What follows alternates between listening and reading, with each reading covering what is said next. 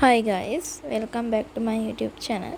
ඉතින් අද මම අරන් ආවේ අපි ඉස්කෝලේ දාන සුදු සපත්තු කොහොමද ඉක්මනින්ම ඒ කියන්නේ ලේසියෙන්ම පිරිසිදු කරගන්නේ කියලා. ඉතින් ඒකට අපිට අවශ්‍ය වෙන්නේ ගෙදරින්ම හොයාගන්න පුළුවන් අමුද්‍රව්‍ය දෙකක්. ඒ තමයි බේකින් පවුඩර්. මෙතනදී අපිට සෝඩියම් බයිකාබනේට් තියෙන වර්ගනේ ඕනේ. ඒ කියන්නේ බේකින් පවුඩර් ගන්න පුළුවන්, ආප සෝඩා ගන්න පුළුවන්. මේ දෙකෙන් කැමති එකක් ගන්න. ඊට පස්සේ අපිට අවශ්‍ය වෙන්නේ ටූත්පේස්ට්.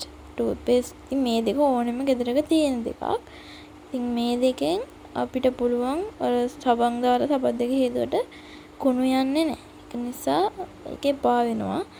මේකෙදි ඉක්මනින්ම අපිට කුණු ටික යවා ගන්න පුළුවන්. අපි අලුතෙන් සබත් දෙකක් ගත්තා වගේ සුදු වෙනවා.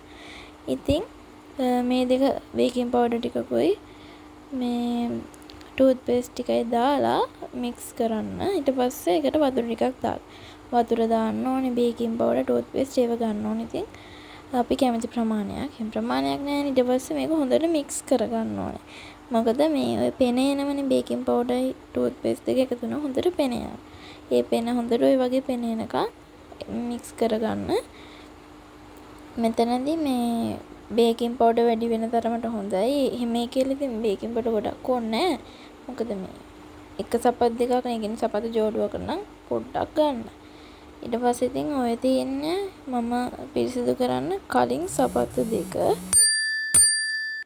මේ බලන්න දැන් එතන ගොඩක් මඩ තියෙනවා.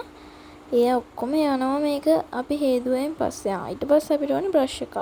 බ්‍රෂ් එක කියන්නේ මේ හොඳ එකක් නෙමෙයි පරණ ඒ කියන්නේ අයින් කරන බ්‍රෂ් එකක්. බ්‍රෂ් එක ටූත් බ්‍රෂ් එකක් හරි ඕනෙම බ්‍රෂ් එකක් ගන්න. ටූත් බ්‍රෂ් එක තමයි ගොඩක් හොඳ. නැත්නම් අර ගොඩක් අර හයි ඒව ගත්තෙන් පස්සේ සපත්තු දෙක හීරෙන්න පුළුවන්. ඒක නිසා ටූත් බ්‍රෂ් එකක් ගන්න. ඉතින් ඔන්න දැන් මම මේ මිශ්‍රණය අරගෙන ටූත් බ්‍රෂ් එකෙන් හොඳට ඔය විදිහට සපත්තු දෙකම පිරිසිදු කරගන්නවා. මේ ඔය විදිහට සාමාන්‍යයෙන් අපිට මඩ ගියාම තේරෙනවනේ. අන්න ඒ ප්‍රමාණය වගේ නකම් හොඳට අතුල්ල ගන්න. මේකෙන් අපිට සාමාන්‍ය සබන් දාන්න වඩා ගොඩක් ලේසියෙන් කුණු යවා ගන්න පුළුවන්. ඒ වගේම ටික දවසක් ඉතින් යනකම් අපිට සතියකට සැරයක් වගේ හේදුවම ඇතිනේ. ඒක නිසා ප්‍රශ්නයක් නැහැ මේ අමුද්‍රව්‍ය දෙකම ගත්තත් හරි.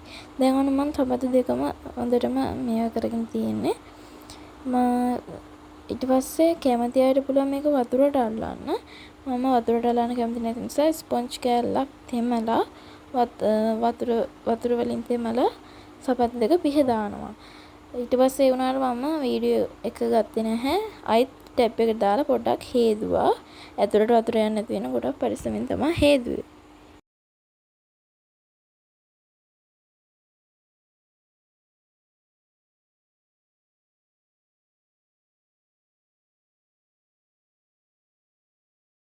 ඊට පස්සේ ඉතින් ওই විදිහට අවුවෙන් ගිහින් තියුව දෙකම